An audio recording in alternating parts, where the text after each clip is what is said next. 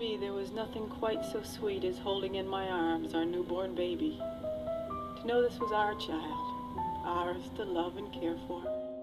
Don't ask, don't tell was the policy in the Air Force up until 2011 that basically did what it said. It said if you were a gay individual serving in the military, you could not tell about it, you could not speak about it. And on the flip side of that, nobody could ask you about your sexual orientation or status. So I was just kind of stuck living a life of believing I was just fated or destined to just be alone and live my life as a single man all the time with the mask of wanting to present to people that I was a straight man.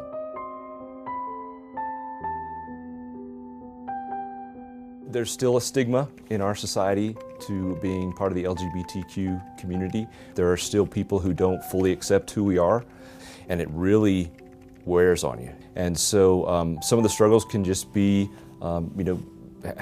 experiencing your basic rights as a human being, as a citizen here in America, and experiencing some discrimination that comes along with being a member of the LGBTQ community.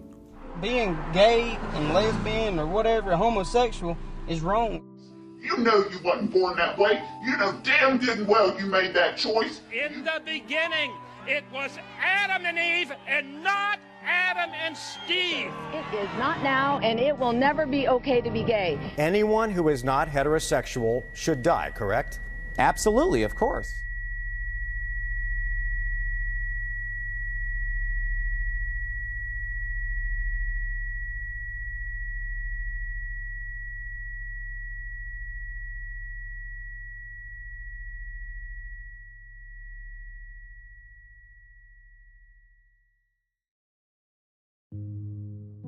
Personally, it was a struggle for me for many years because of my religious faith.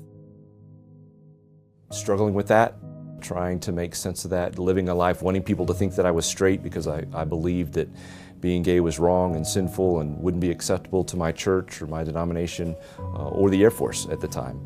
And so it was more of a personal struggle, an internal struggle that I dealt with for many, many years here in the Air Force. Conversion therapy, also known as reparative therapy, is where a gay person seeks to become straight. And I went through 4 years of conversion therapy during the 4 years I was in seminary. I would meet with a counselor trying to talk about why I was gay, what I needed to do to become straight, going through exercises and behavior modification processes to try to become straight. And I would kind of go through this cycle where I would go to therapy and get all excited and encouraged and think I was on the right path and try to do the things I was taught to do only to meet with failure and it didn't work. And then to be depressed and frustrated and upset and it was just kind of a constant cycle of that back and forth over and over again. And so I just tried kind of lived in this limbo state of trying to, of thinking that conversion therapy didn't work for me, and so I was just kind of stuck. I came out to my family first back in October of 2011. It was a very liberating experience. I have 2 older sisters and a younger brother. My sisters immediately embraced me, hugged me, told me they loved me. My brother,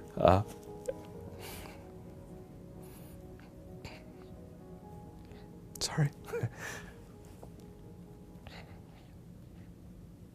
said, gay, straight, whatever, you're my brother. That's all that matters.